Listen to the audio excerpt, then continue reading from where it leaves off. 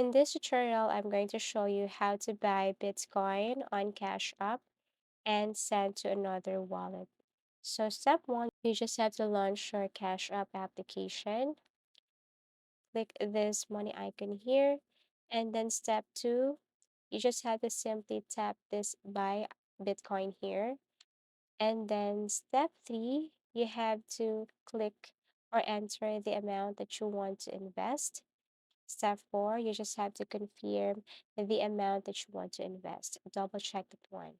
Now, step five, tap this arrow or send button here. And then step six, you have to enter the amount of Bitcoin that you want to send.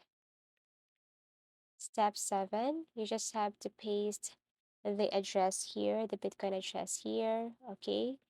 And then step eight, you just have to simply confirm and review the Bitcoin address. And then step nine, you have to do is to select your withdrawal speed. You can choose here priority, rush, and standard with the equivalent of minutes. Okay.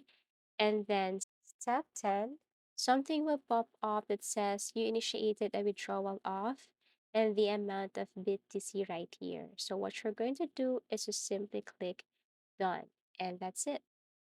Thank you for watching and see you in our next videos.